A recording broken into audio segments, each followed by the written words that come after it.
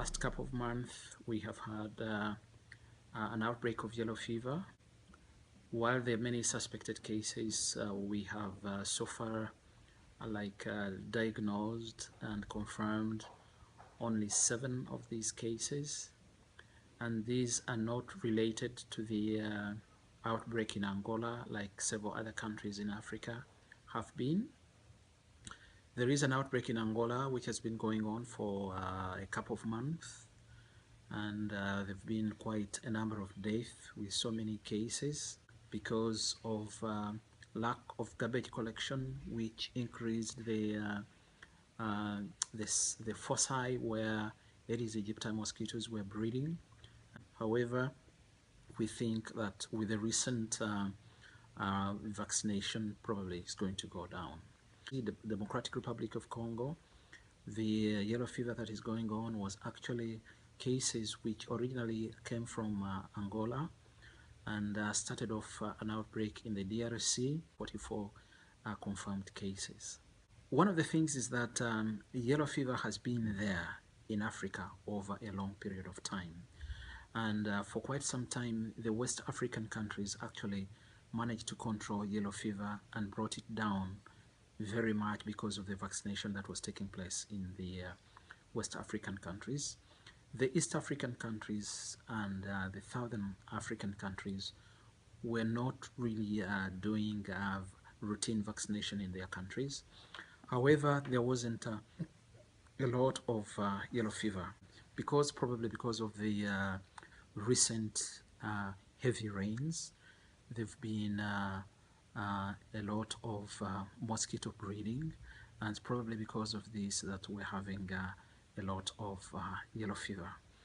I think the biggest challenge at the moment is the vaccines, because in the world at the moment, I think there is a deficit of about between 30 to 40 million doses. Yellow fever is taking place in Africa, but also in South America. They've got big outbreaks, and because of that, there is a shortage of doses of yellow fever vaccine.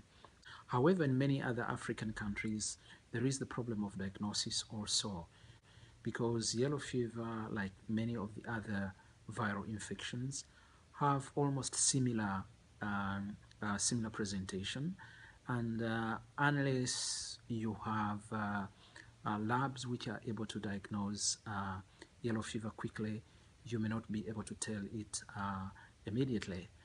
When the Angola outbreak started, they didn't have the labs to diagnose it, and Uganda offered personnel through CDC to go and train personnel to be able to diagnose yellow fever in Angola. And this is a problem in many African countries, because some of these diseases have never occurred in some of these countries, so they don't have the capacity to diagnose some of these diseases. Since there's been a vaccine for a long time, in those countries where there is the potential for outbreak, I think all these countries should be encouraged to carry out routine vaccination against yellow fever, so that we bring down the chances of people getting infected with yellow fever. When there is herd immunity in the population, the chances of having outbreaks is going to be minimized. Well, laboratory skills and training are also essential. The problem is that in many of our countries, if there is no outbreak, that normally gets forgotten. And the other thing is sometimes you can keep these reagents and supply for a long time. And of course, if you don't use them and if the people are not practicing the diagnosis when an outbreak occurs, it is like a forgotten activity.